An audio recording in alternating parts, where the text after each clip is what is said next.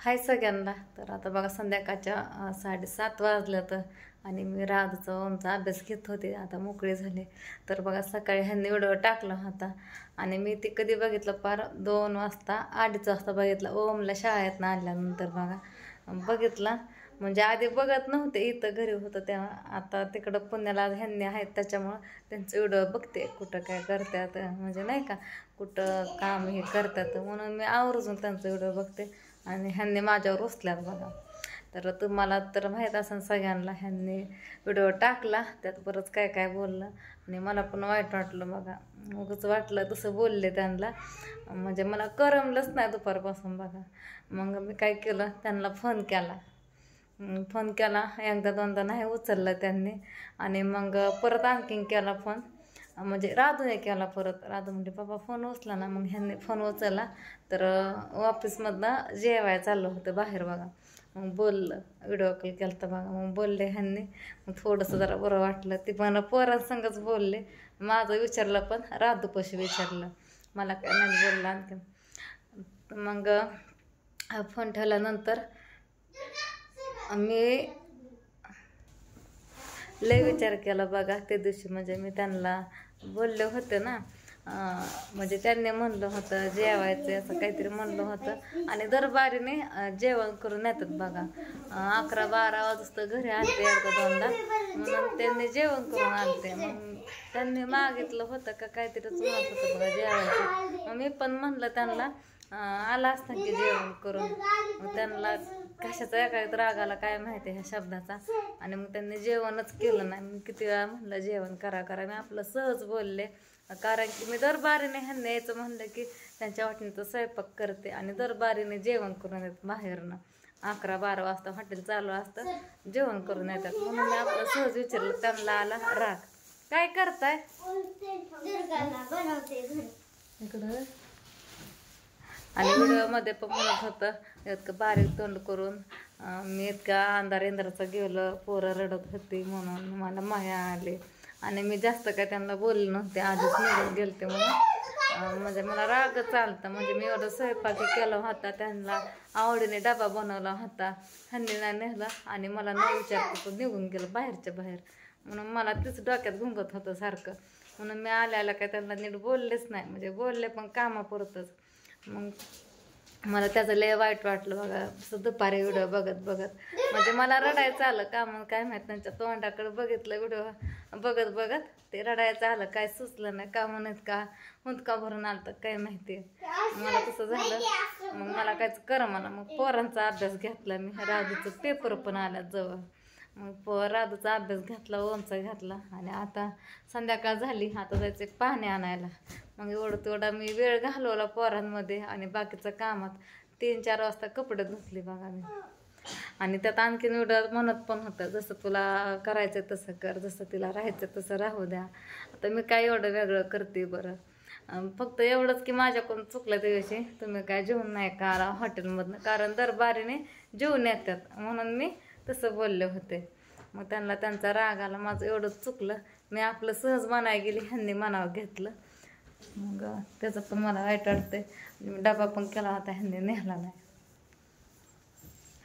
परत म्हणतात जसं राहायचं तसं राहू दे. मी काय घरातलंच करते, घरातच राहते, काय करते वेगळं बरं. आता पोरांना शाळेत पाठवते, होमला आणायला जाते, सोडवायला जाते. एवढ्या उन्हात आणायचं. दुर्गाला 2 टाईम काकाला घेऊन जावं लागतं मला. परत सकाळच्या पारी लवकर उठावं लागतं. 6:45च्या आधीच उठते. आता 6:30ला उठते. आणि बस कधी राधूची बघा 6:15लाच येते. आज तर 6:15ला चालते. बरं झालं माझं ओरखलं होतं. कधी 6:45 वाजल्या तरी मी लवकर मला उठत नाही, मला जाग येत नाही बघा. आणि 6:15 वाजल्या आणि बस आली. राधूचा डबा मला लवकर करायला लागतो ना. का मग काय माहिती 7:30 कधी वाजलं तरी बस येत नाही. कारण जशी आली म्हणजे लय लवकर येते. तर असं होतं, म्हणून लवकर उठावं लागतं. त्या काकांना म्हणलं 2 मिनटं थांबा, मला डबा भरायचा आहे म्हणलं तिचा. मग ते काका बसवले, थांबले. तिचा डबा एक भरला. मग राधू गेली शाळेत.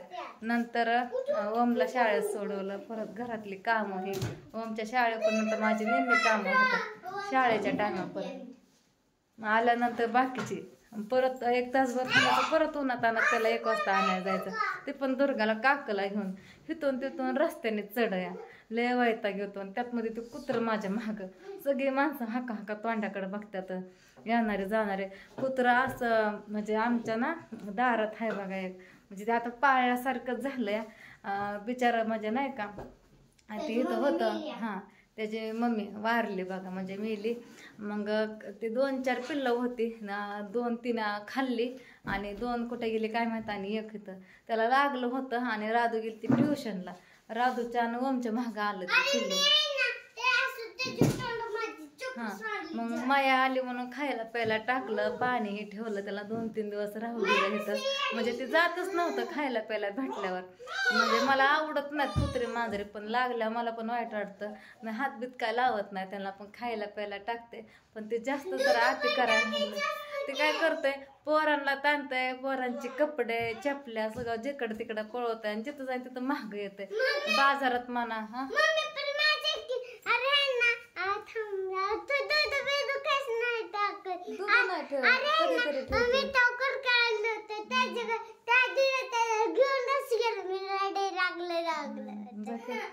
किती राडा घातला असलं रस्ता कुठं घर खेळायचं.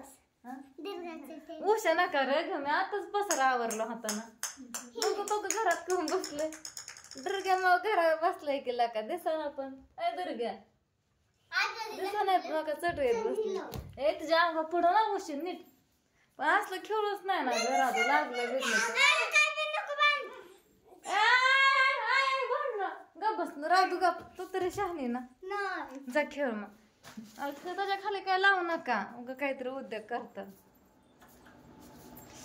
तर मग ते कुत्र्यांना काय करतंय, मंडईत पण येतंय. आणि ओमला शाळेत सोडायला गेलं तरी येतंय, आणायला गेलं तरी येतंय. वैतागून सकाळी ओमला शाळेत सोडलं. आणि तशीच वैताग पूजाकडे गेले तिकडं. आपल्याला म्हणलं कुत्रं सोडारा कुठतरी लेडाने करतंय. मेलेला मांजर तर 3 दिवस दारात आणून टाकलं होतं. आम्ही ओम टाकत होता तिकडं खोपाडीत त्या अडचणीत. आणि ते मांजर आणखीन कुत्रं बघा, ते मेलेला मांजर परत आणखीन आणायचं, परत तिथंच बोरपाशी टाकायचं. आपणला म्हणलं सोडवा त्याला, तर आपा हसतात. उलट म्हणतात तुला राखण येतंय की तुझ्या मागं येतंय की, माझं कुत्र्याचं तुला असून माझ्या मागे आहे ना. आपण माझी चेष्टा करायला लागलं. आता म्हणलं काय खरं नाही. आणि ते बारकं पण नाही पिशवीत बसायला कुठं सोडायला. मोठं लठ आहे आणखीन एवढं तेवढं, कोणच सोडून द्यायला त्याला. तर असं होतंय. मी गेले वरच्या घरी तिकडे, तिथं 1 तास गेला. पूजा पण येऊन द्यायला मला. मग तिला तिथंच भाजी नीट करू लागितलं. परत मॅडमने बोलवलं, मॅडमकडे गेले. परत तिथं आली, अर्धा तास बसली घरात गपके. थोडं काम आवडलं तर 1 वाजता परत ओमला नाही गेली. असा विषय होतोय, काय खरं नाही. ओम रगा नको नाही, ओम पळवल्या रागा खराब होत्यात. असं पोरं खेळायच्या नादी लागल्यात. आता दिवसभर पण अभ्यास ही, आता थोडा बाहेर खेळली आणि आता आणखीन घरात अशी खेळायला लागल्यात. कुठं घर काय. तर चला मी आता आणते पाणी आणि देवाला वातूदबत्ती लावते. पाणी आणायचं.